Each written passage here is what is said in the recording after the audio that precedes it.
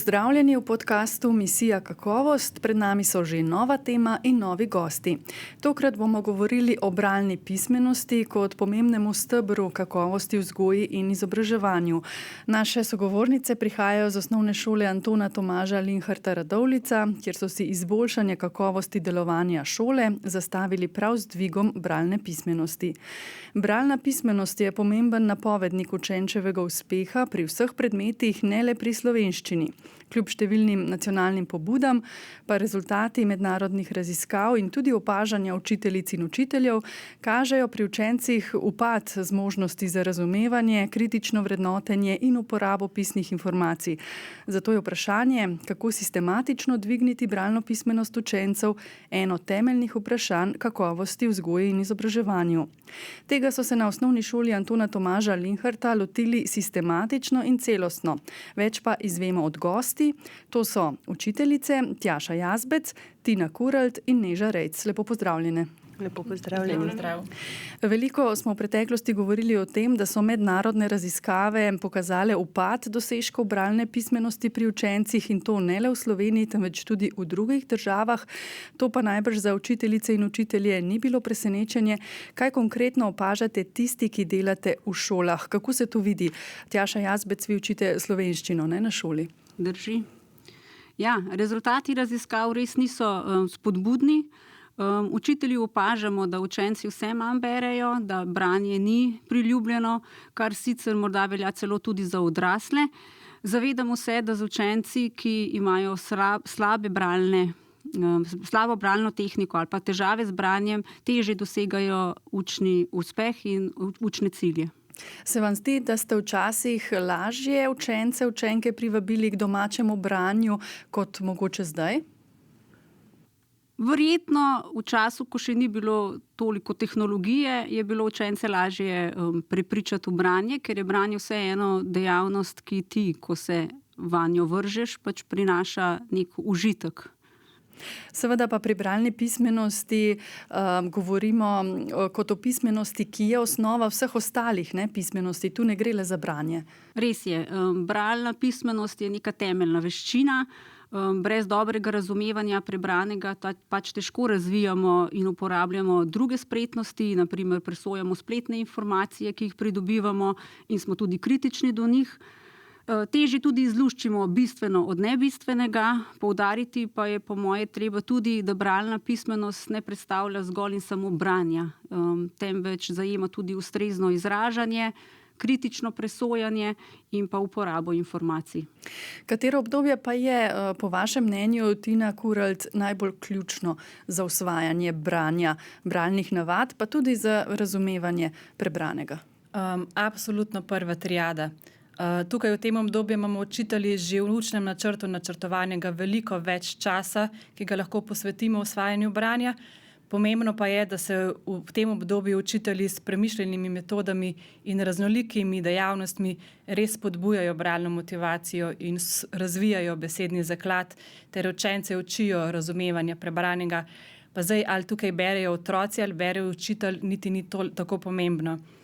Ključnega pomena se mi tudi zdi, da se branja res lotimo čim prej, ne naprimer šele ob koncu prvega razreda, ker nekako na začetku drugega razreda se od otrok pričakuje, da že berejo samostojno. Ne. Tudi nalogo se zastavljene tako, da pač delovne zvezke te stvari že rešujejo lahko sami. Medtem ko pa recimo na začetku 3. leta naj bi učenci že tekoče brali in potem v 3. razredu je poudarek praktično le še v urjenju doživetega branja, v primernih poudarkih, v razumevanju prebranega. Je pa tudi tako v prvi triadi imajo otroci še precej neke notranje motivacije in želje potem, da se naučijo brati, ker se jim praktično z branjem odpre nek nov svet. In je res pomembno, da jih v tem obdobju podpremo in spodbujamo, da se čim prej naučijo brati. Tina je omenila motivacijo teh učencev prve triade za branje. Kako pa je potem v kasnejših razredih, Neža Rejc? Najbrž ne samo, da se naučimo tekoče brati, ampak je treba branje ohranjati in brati ves čas. Torej, kako je pa potem z mladimi v zadnji triadi, še radi berejo oziroma kako njih spodbujati, da berejo več, pa kot smo že slišali, mogoče odrasli nismo najboljši vzgled. Da vsekakor drži, da vzdrževanje bralne kondicije je vedno pomembno. Torej, tudi odrasli moramo v to vložiti nekaj časa. Živimo pač v svetu, kjer so nam na vsakem koraku dostopni videoposnetki, ki nam dajo instantni užitek, in v tem svetu že odrasle prepričati, da naj to odložijo in vzamejo v roke knjigo, je težka naloga, kaj šele za otroke. Tako da kakšna domača rutina, kjer je mogoče večer namenjen knjigi za vse omenjene, je mislim, da tista najboljša varianta, kako zagotoviti dober zgled tudi otroku, ker otroku, če mu ukažeš, da naj gre brati, ti pa zraven brskaš po telefonu, ni glih najbolj prepričljivo, oziroma kako v tem primeru prepričati, je težko motivacijo vzdrževati. Drugače pa učence na razne načine probamo pridobiti z raznoraznimi dejavnostmi. Vi učite zgodovino in tudi etiko, ali učitelji na predmetni stopnji tudi opažate tisto, kar je Tjaša na začetku omenila, da mogoče mladi ne berejo tako veliko, ne razumejo bolj zahtevnih besedil. Kako vi to opažate, da mogoče bralna pismenost upada, in seveda to ne pri slovenščini, temveč kako to opazite pri drugih predmetih? Pri vseh predmetih v bistvu opažamo, da bralna pismenost pada, ker ne razberejo bistva iz besedila, ki ga preberejo. Recimo geografija, zgodovina, etika velikokrat delamo s kakšnimi pisnimi viri, z literaturo, in morajo iz tega razbrati tiste glavno bistvo. Dobijo vprašanja, ampak so odgovori na ta vprašanja velikokrat napačno rešeni, ali pa sploh ostanejo prazni, pa jim odgovor piše. Imajo vse napisano, samo razbrati ga je treba. Tjaša Jazbec, na osnovni šoli Antona Tomaža Linharta Radovljica ste se dviga bralne pismenosti lotili sistematično in celostno. V 3-letnem projektu Do kakovosti samoevalvacijo ste se leta 2023 na pedagoški konferenci odločili, da boste prav zaradi teh opažanj, ki smo jih zdaj omenili, naslovili to področje. Ampak kako ste se tega lotili? Ste naredili prej kakšno analizo, samoevalvacijo? Pred izbiro cilja smo člani ekipe za samoevalvacijo v našem kolektivu izvedli nekaj delavnic in potem skupaj s sodelavci hitro prišli do zaključka, da je branje pač veščina, ki omogoča uspešno učenje in tudi razvoj na vseh področjih življenja, hkrati pa je tesno povezano tudi z razumevanjem, vrednotenjem, pisanjem, kar pa so ključne dejavnosti v procesu šolanja. Posebne analize nismo naredili, smo se pa kar hitro strinjali, da ima vse več učencev težave z branjem, primanjkuje jim bralne kondicije, pa tudi notranje motivacije, in je pač nujno potrebno nekaj ukreniti v tem smislu. Ampak ta projekt vključuje zdaj vse zaposlene, ne? Vsi nekako sodelujete pri tem. Kako pa je bilo na začetku, ko ste predstavili ta projekt in da bo bralna pismenost tisto področje, kjer boste želeli nekako izboljšati kakovost delovanja šole? Na začetku je bilo nekaj pomislekov med kolegi. Najbolj nas je obremenjevalo v bistvu dejstvo, da dejavnosti, ki so povezane z branjem in s pisanjem, se pravi z bralno pismenostjo, zahtevajo svoj čas. Naši učni načrti so pa že tako ali tako precej natrpani. Vendar smo prišli do sklepa, da z raznolikimi dejavnostmi, pristopi, različnimi nalogami, tudi s časovno krajšimi, predvsem pa s pogostostjo teh dejavnosti lahko dosežemo cilj. No, o tem projektu bomo zdaj povedali več in seveda, ker smo slišali, da je ključno obdobje prva triada, nas seveda zanima, Tina Kuralt, kako ste se lotili dviga pismenosti v tej prvi triadi? V prvi triadi se učenci torej šele srečujejo z branjem, zato je bilo nam v prvi vrsti pomembno, da jim res čim več beremo. Recimo v razredu je to že stalna praksa, to se dela po vseh slovenskih šolah. Mi smo se pa tega lotili naprimer tudi v jutranjem varstvu in v podaljšanem bivanju. Naprimer v jutranjem varstvu se otrokom, predvsem prvošolčkom, berejo zjutraj pravljice, potem ustvarjamo po pravljicah, medtem ko po podaljšanem bivanju, če imamo opcijo, grejo otroci ven, berejo na klopi, pod drevesom, v senci. In res mislim, da tudi obstaja nekaj učiteljic na naši šoli, ki res vsak dan striktno 15-20 minut namenijo tihemu branju. Zdaj spet mlajšim otrokom bere učiteljica in sedijo v krogu in poslušajo, starejši otroci že lahko sami posežejo po knjigi. Naprimer, imamo tudi učiteljico, ki ima terapevtsko psičko in pride v šolo s psičkom in otroci berejo psičku. Poleg bralne značke sodelujo naši otroci tudi v superbralcu, kjer jih posebej nagradimo, če preberejo recimo dodatnih 10 knjig. Imamo različno domače branje, spodbuja medgeneracijsko branje, torej otroci berejo z dedki in babicami, starejšimi brati, sestrami. Tudi v knjižnici recimo včasih organiziramo, da starejši otroci berejo mlajšim.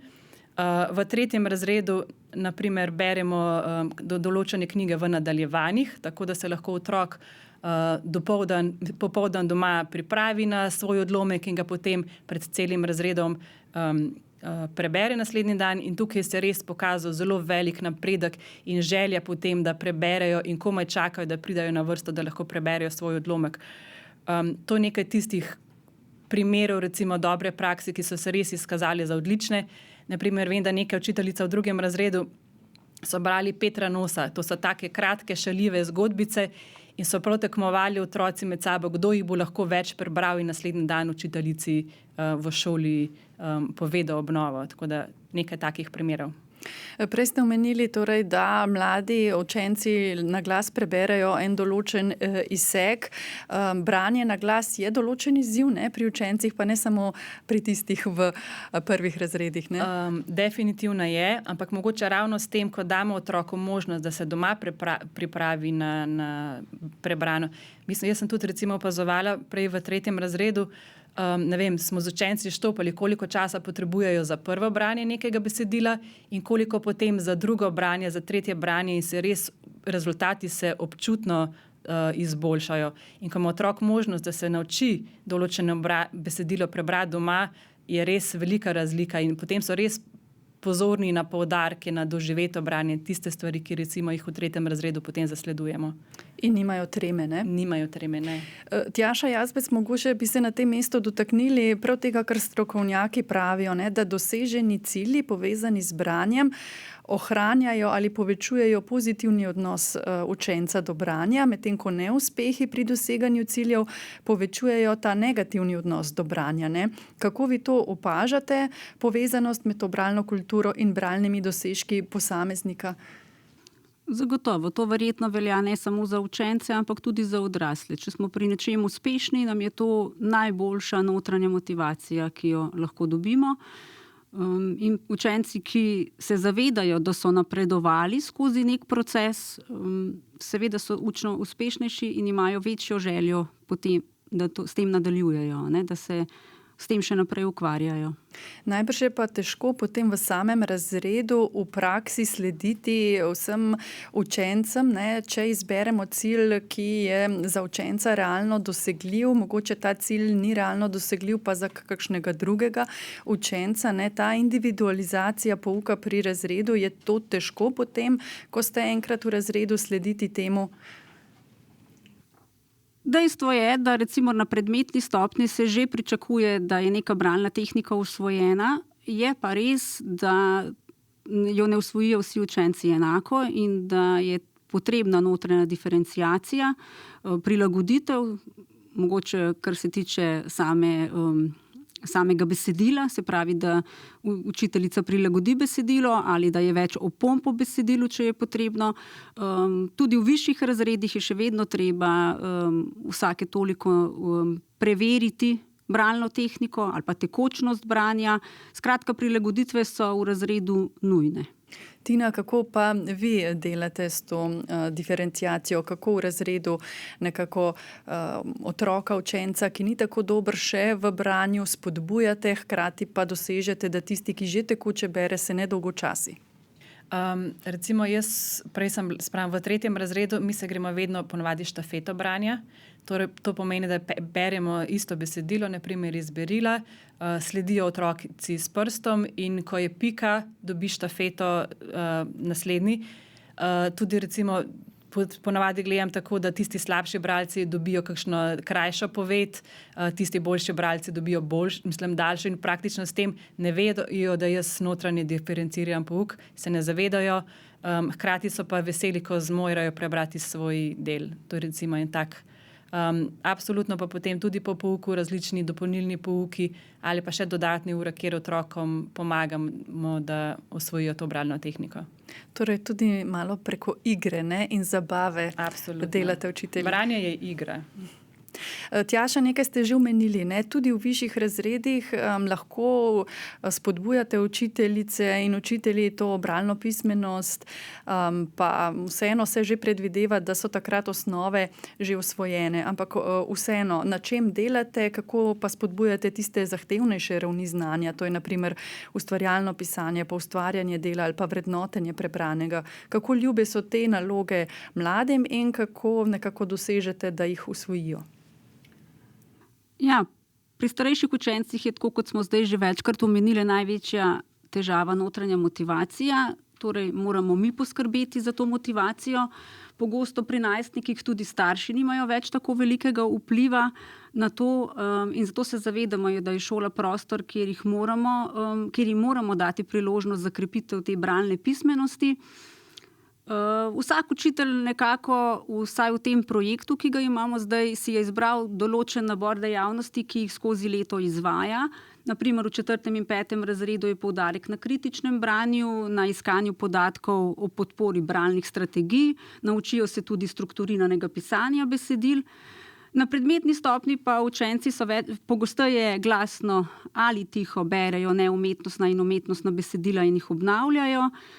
Tvorijo besedilne naloge, naprimer pri matematiki, pri tujem jeziku komunicirajo z naravnim govorcem, lahko sodelujejo v debatnem krožku na podlagi vnaprej znane teme, poustvarjajo na umetnostnih besedilih, pri nekaterih mogoče bolj naravoslovnih predmetih pišejo povzetke in poročila. Se jih da, je pa res, motivirati je pa res, da je pisanje za učence mučno dejanje, če lahko tako rečem, naporno, tako je. Torej še bolj kot branje. Verjetno bolj kot branje, tako je. Pogosto se zgodi, da prepoznaš kot učitelj, da učenec ima neko znanje, ki pa ga v resnici ne zna ubesediti. In to je tudi del bralne pismenosti. Se pravi, ne samo branje, ampak da informacije, ki jih pridobiš, znaš povedati, poenostaviti, predstaviti in tako naprej. To so kar težave. Ja. Učenci lahko sodelujejo pri slovenski bralni znački, tudi pri nemški in angleški. V zadnjih 2 letih pa smo jim ponudili tudi geografsko in zgodovinsko bralno značko. Tako da teh dejavnosti je kar nekaj. Morda pa res pri teh dejavnostih so bolj izpostavljeni učenci, ki so že v resnici v neki osnovi boljši. Omenili smo tudi to medpredmetno branje. Neža Rejc, torej vi učite zgodovino, ste pa vključeni tudi v ta projekt. Kako? Medpredmetno branje predvsem v smislu, da probamo povezati čim več različnih predmetov skupaj. Se pravi, da res branje vključujemo povsod oziroma se med seboj, med različnimi predmeti povezujemo. V družboslovnem aktivu smo ravno tako prišli na idejo te bralne značke tudi za geografijo in zgodovino, ker če berejo drugje, bi lahko pa tudi mi. Knjig je ogromno, zdaj samo najti jih je bilo treba, tako da tukaj nam je bila v veliko pomoč šolska knjižničarka, nam je pomagala pri tem prvem izboru. Zdaj pa vsako leto se pravi, imamo nek nabor knjig, ki jih učencem ponudimo, majčkeno so razdeljene po razredih, recimo, da se nanašajo na učno snov, ki je v nekem razredu dejansko uporabna, da lahko potem še povežejo to znanje z učno snovjo. Morajo pa pač prebrati samo 3 knjige, tako da smo manj zahtevni kot slovenska bralna značka.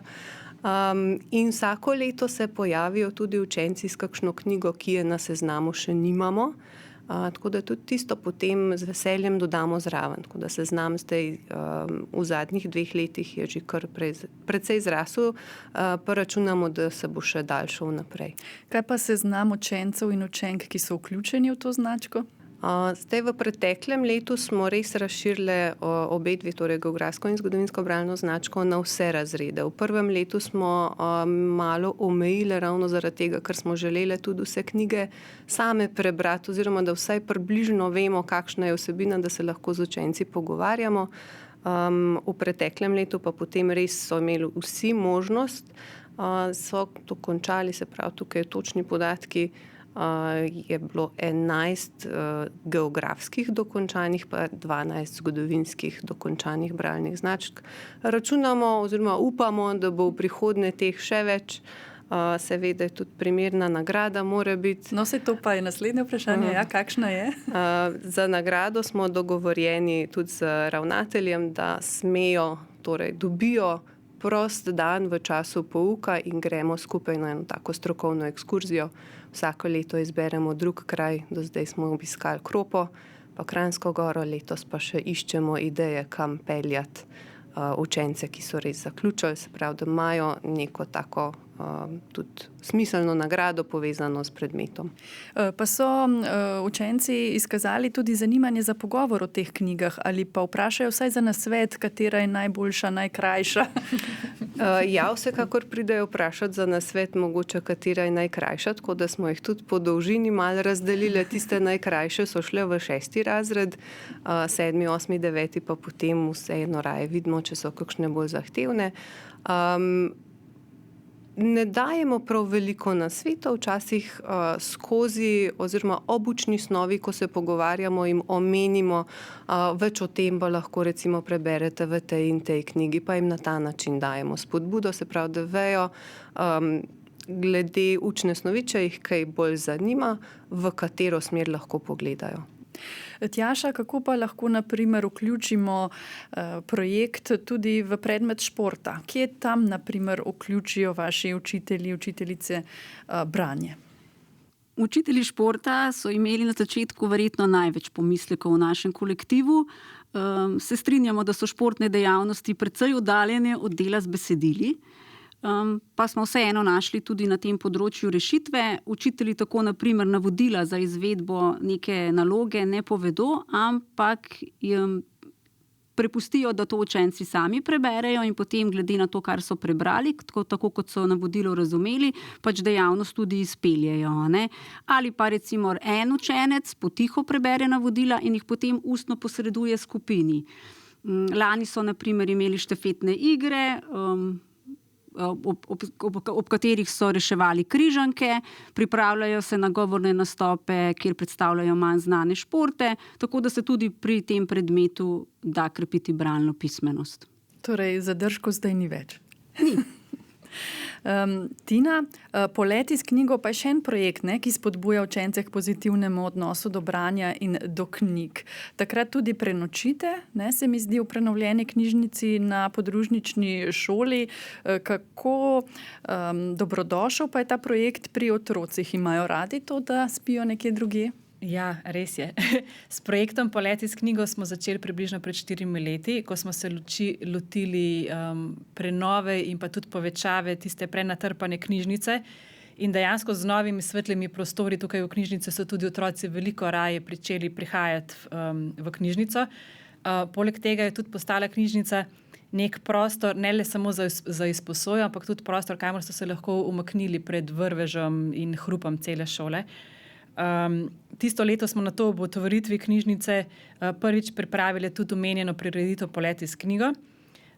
In vsako leto takrat naprej si izberemo nekega pisatelja, pisateljico, ki ga in na to temo potem izpeljemo cel dogodek. Recimo zanimivost je, da ta celoten projekt praktično vodijo otroci. Učitelji samo svetujemo, mogoče pomagamo, ampak vse dejavnosti, ki jih izvedemo na projektu, so jih pripravili otroci. Od recimo, da sestavijo svojo igrico, potem petšolci izvedajo intervju z gostujočim pisateljem, potem poustvarjamo recimo na zastavljeno temo. Lansko leto smo na primer začeli že nekaj mesecev prej s pripravami. Izbrali smo si Astrid Lindgren in pa Pika Nogavičko in je praktično 2-3 mesece smo brali vse knjige Astrid Lindgren po razredih, od Pike Nogavičke, Ronje in vse ostale. Mislim, da smo bili še učiteljice še za pust, da smo se oblekle v junake od Astrid Lindgren. Potem kot gostjo smo pa, vem, da lansko leto povabili Nežko Kukac, ki je tudi zelo znana imitatorka Pike Nogavičke, pa hkrati tudi sama pisateljica oziroma pesnica. Ampak ja, definitivno zaključek vsega skupaj je pa ta del, ko otroci prespijo v šoli in to je že nekaj dni prej cel boom in priprave in ne prespimo pa v knjižnici, ker je pa premajhna, prespimo v telovadnici z vsemi blazinami in spalnimi vrečami. Tako da lani praktično mislim, da so prespali vsi učenci, vseh 45. To je kar dosežek, pa opažate pri njih tudi en bolj pozitiven odnos do branja, do dela s knjigami, do vseh teh ali predstav ali pa besedil, ki jih potem soustvarjajo? Jaz mislim, da sploh na podružnicah je tega dela še toliko več, naprimer, kot na matični šoli. Na naši šoli imamo 2 podružnici in vem, da obe praktično vsako leto pripravljata 2-3 prireditve. Tako da otroci so od 1. razreda naprej upeljani v to nastopanje, znebijo se treme pred nastopanjem, mogoče 1., 2. razred jih še nekako vodimo in učitelji pripravimo igrice, 3., 4., 5. razred so že ustvarjalni in ustvarjajo sami in si izmišljajo nore ideje, imajo res. Če jim pustimo otrokom prosto pot in jih majčkeno usmerimo, res dobijo čudovite ideje. Še en projekt na vaši šoli je treba omeniti, to je 4 ure literature. Tjaša, 15 minut branja na razredni uri, enkrat mesečno, to ste uvedli pred 5 leti. Kako je bilo to takrat sprejeto med učenci, pa tudi med učitelji? Projekt 4 ure literature je uvedla naša knjižničarka. Ko izvajamo teh 4 ure branja, učenci seboj prinesejo knjigo, ki jo trenutno prebirajo, recimo to knjiga za domače branje ali za bralno značko ali kar tako. Na začetku je bila morda malce zmede, predvsem, ker so učenci pozabili seboj prinesti knjigo. V takih primerih smo seveda učitelji imeli nekaj knjig na zalogi ali pa se je morda učitelj celo odločil za glasno branje knjige, ki jo je sam prinesel s seboj. Zdaj po vseh teh letih pa s tem ni več težav. Omenili ste, da radi vidijo učenci tudi, da učiteljica bere, ne? Zakaj? Je to lažje najbrž za njih, ne? Seveda, to je za njih manj naporno.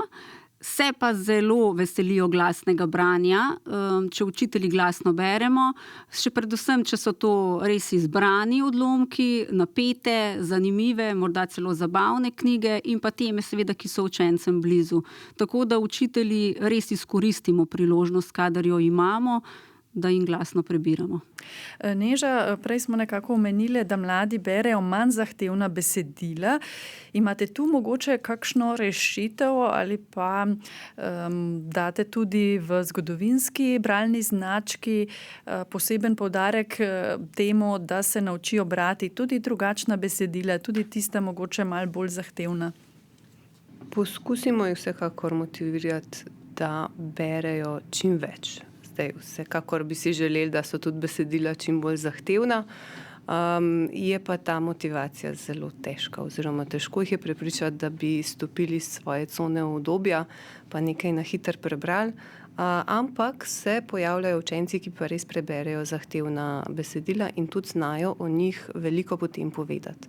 Ravno pri teh bralnih značkah se pokaže, kar morajo prebrati, se pravi 3 knjige, 2 leposlovni deli, 1 pa strokovno ali pa obratno. Ravno to strokovno delo je ponavadi tisto bolj zahtevno, oziroma je treba malo drugače brati kot pa neko leposlovno delo. Zdaj smo povedali, kaj vse delate na šoli, zato da bi nekako to bralno pismenost dvignili, razširili tudi bralno kulturo med učenke in učence. Ampak na to, kakšno vrednoto predstavlja v posameznikovem življenju branje, ima največji vpliv seveda družinsko okolje, na to šele šola in družba nasploh. Zato me zanima, ali in kako sodelujete starši in kako vi vidite njihovo vlogo pri spodbujanju branja in dvigu bralne pismenosti. Tina. Ja, res je. Družinsko okolje ima tukaj pri branju res ogromno vlogo in v prvi vrsti, tako kot ste že rekli kolegici, je tukaj vzgled staršev. Otrok bo posegal po tistem, kar vidi doma, in če vidi starše na telefonu, bo tudi on želel telefon. Če mu pa praktično starši že od malih nog berejo pesmice, pravljice in s tem nadaljuje tudi ob vstopu v šolo, bo otrok večkrat pa raje prijel tudi za knjigo, ko bo že znal brati. Ena taka misel, ki se mi je utrnila spomin, je od Alberta Einsteina, ki je rekel, da če želite pametne otroke, jim berite pravljice. In če želite pametnejše otroke, jim berite še več pravljic. In res je pomembno, da so starši tukaj tisti, ki otrokom branje predstavijo kot neko projektno aktivnost, kjer se lahko povežejo z otrokom in pocrkljajo in hecajo med branjem. Če bo branje neko, strogo sedenje za mizo in dril, bo imel otrok praktično odpor do branja že od začetka.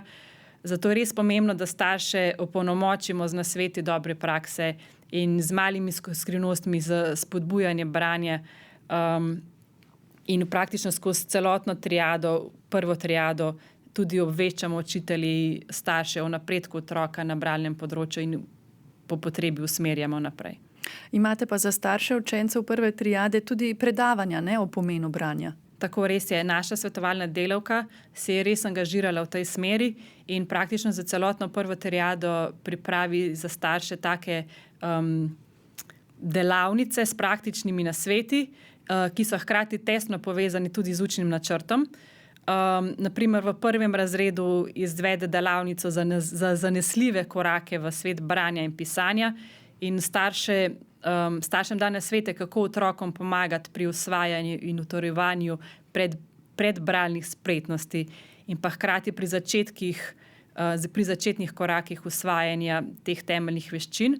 Potem v drugem razredu nadaljuje z kako zanesljivimi koraki do tekočega branja, torej strategije, kako usvojiti tekoče branje, in pa potem v tretjem razredu je potem delavnica branja za učenje. Torej, otroci so se že naučili brati, kako pa zdaj to branje uporabiti za učenje in za bralno razumevanje. Ta znanja gotovo prav pridejo, staršem, pa najbrž tudi učiteljem oziroma vsem bi nam. Absolutno. Starši se večkrat praktično srečajo s težavami, kako otroku pomagati, kako otroku svetovati. Zdaj ne vem, če bo vsakič, ko se otrok zmotil, reče narobe, bo otrok dobil še večji odpor. In naša sodelavka torej res takimi mehkimi prijemi staršem predvsem svetuje, kako otroka opozoriti skozi igro, skozi take majhne aktivnosti, praktično se otrok sam začne zavedati svoje napake. Lahko date mogoče en primer, kako torej pravilno prek igre opozoriti otroka na to, kako se nekaj naprimer pravilno prebere, izgovori, ne pa na ta bolj osoren in hiter način. Zdaj, recimo za prvi razred, ko se otroci šele učijo brati, je pomembno, da se besede glaskuje. Torej ne, da jih črkujemo, tako kot je bilo mogoče včasih, ali pa da se bere po zlogih, ampak da se res vleče glasove. Jaz včasih otrokom rečem, da je branje tako kot petje pesmice. Ne, ti vleci določen glas, dokler ne prepoznaš naslednjega. Potem recimo v drugem, tretjem razredu, ko pa potem branje že steče, pa mislim, da je gospa Tadeja omenila eno taka igrica, je, da hkrati starš spremlja otroka, ko bere, in ima pred sabo staršin list in potem na list daje minusek, takrat, ko se otrok zmoti, nič ne govori, starš je ves čas tiho, naredi minusek, takrat, ko se je otrok zmotil in otrok vidi, da je starš nekaj naredil in gre tisto besedo recimo še enkrat ponoviti in če jo prebere pravilno, starš iz tistega minuska naredi plusek. Ne? In potem na koncu igrica, dajva nabrati danes čim več pluskov. Torej cilj je, da se otrok zazna, da je nekaj prebral narobe, to ni noben bav, ampak da je pomembno, da se popraviš in prebereš pravilno. Prej ste omenili tudi, da so starši vzgled, gotovo so vzgled tudi učitelji in učiteljice.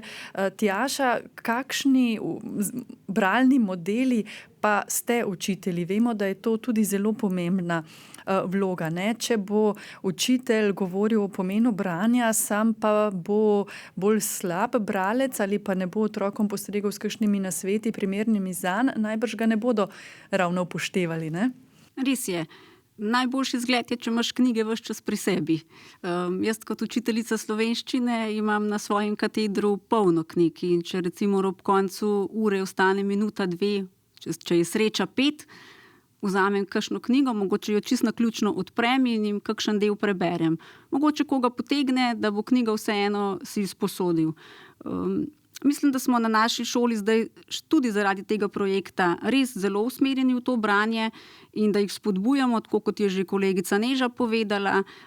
Mogoče ob tem, ko jim razlagamo učno snov, pridemo na idejo, katera knjiga bi določeno temo podprla in jim tako svetujemo. Tako da, ja, zgled je zelo pomemben.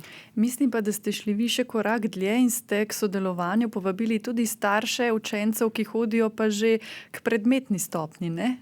Res je. Najbrž imate v mislih bralni izziv. Tako je. Bolj za hec kot za res sem omenila, da učence pač spodbujam in na roditeljskem sestanku staršem in bolj za hec omenila, kaj če bi brali še vi, in ker so starši kar zapopadli to idejo, smo potem v našem razredu naredili en tak bralni izziv, se pravi po teh zgledih, ki so zdaj zelo moderni, in ker so učenci sami pripravili ta bralni izziv, ker so oni izbrali teme knjig, je seveda to za njih bolj vabljivo. Starši morajo pa zdaj besedo držati, ne? Pa jo držijo? Ravno smo preverili 14 dni nazaj, pa je kar v redu rezultat. No, sicer pa v Radovljici ste znani po tem, da Osnovna šola Antona Tomaža Linharta dobro sodeluje tudi z drugimi ustanovami v lokalnem okolju, s knjižnico, muzeji, starostniki, ne? Vse to lahko pomaga tudi vašemu projektu in učencem pri dvigu bralne pismenosti, ne? Drži. Zelo dobro sodelujemo z mestno knjižnico, kamor gredo učenci v okviru pouka večkrat skozi šolanje. Naprimer, šestošolci obiščemo knjižnico, takrat jim knjižničarji predstavijo oddelke s knjigami, načini izposoje, seznanijo jih z iskanjem po sistemu Cobiss. Tudi sicer je naša mestna knjižnica za učence en tak prostor, kjer se popoldne zelo veliko zadržujejo. Sodelujemo tudi z domom dr. Janka Benedika. Ravno pred kratkim so starostnike obiskali knjižničarka in skupina učencev. Prebrali so jim zgodbo iz knjige Kakšno drevo zraste iz mačka, nato pa se z njim o tej vsebini tudi pogovarjali. In to seveda vse pripomore k dvigu bralne pismenosti. Seveda pa dobro izkoriščate, če lahko tako rečem, ne, tudi to, da ste Linhartovo mesto, ne? Pripravite na šoli celo festival. Ja, to imamo pa ravno tako, ta festival Zven Linhartovega mesta, zdaj že kar nekaj let so ga začele, par učiteljic je začelo s tem projektom. V bistvu gre za festival, kjer predstavijo lahko interpretacijo umetniških del učenci, se pravi, zberejo neko besedilo in ga potem poustvarijo oziroma predstavijo čim boljši svoj nastop, se pravi, morajo tudi ubesediti tisto, kar preberejo. In povabimo k temu festivalu tudi ostale gorenjske šole, tako da še širimo to po regiji. In to je, ne, tudi del bralne pismenosti. Ravno tako pa še zraven. Seveda v vsakem projektu je treba tudi meriti učinke. Ste že zaznali, Tina, izboljšanje kakovosti vzgojno-izobraževalnega dela, spremembe pri učencih, bralni kulturi na šoli, mogoče tudi pri samih učnih dosežkih učencev?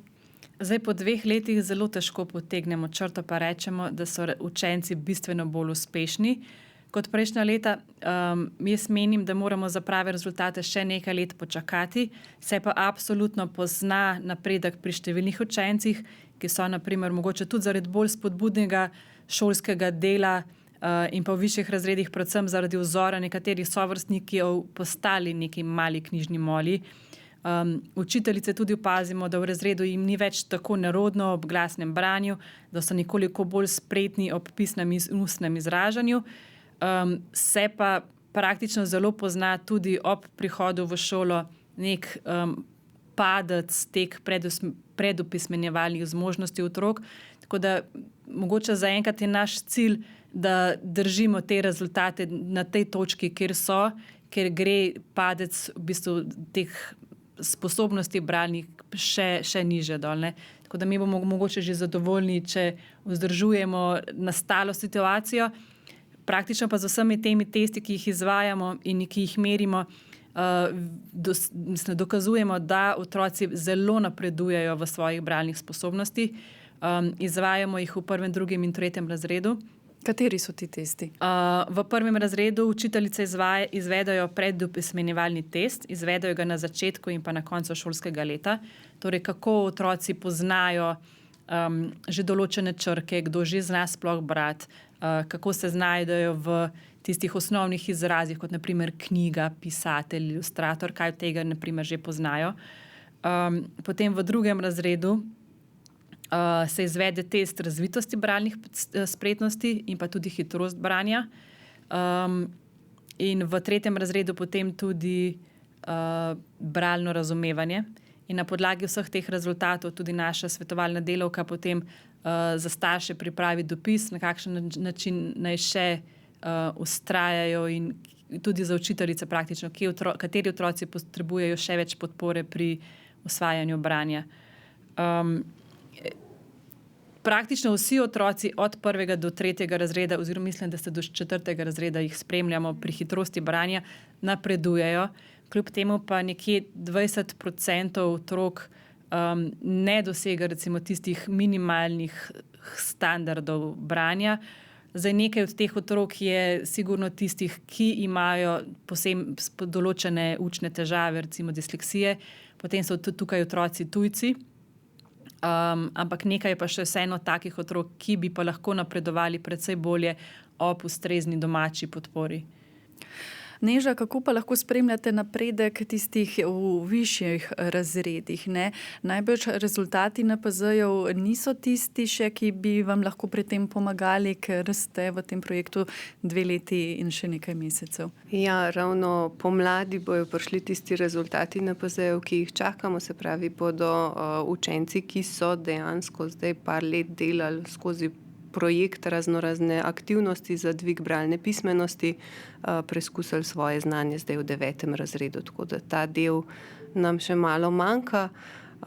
Pa ste vseeno opazili, da mogoče raje berejo?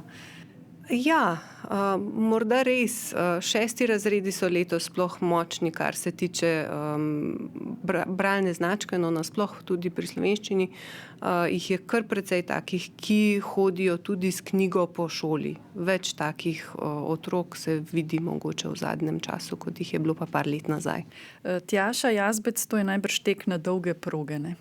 Ja, seveda. Branje zahteva čas.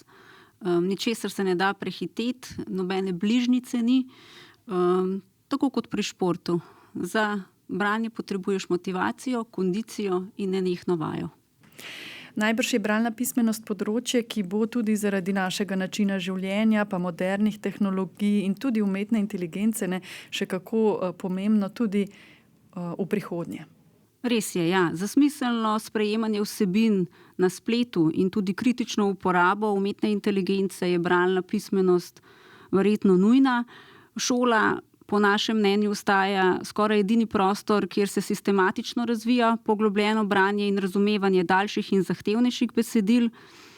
Verjetno bi bilo idealno, če bi v prihodnosti bralna pismenost bila temelj na nek način vseh učnih predmetov, ne toliko samo pri slovenskem jeziku. No, ker smo omenili, da gre za 3-letni projekt, Neža, mogoče za vas za konec še vprašanje, ko se bo to obdobje, v katerem želite dvigniti bralno pismenost, končalo, kaj bo potem, glede tudi na Tjašine besede, kako pomembno je to področje?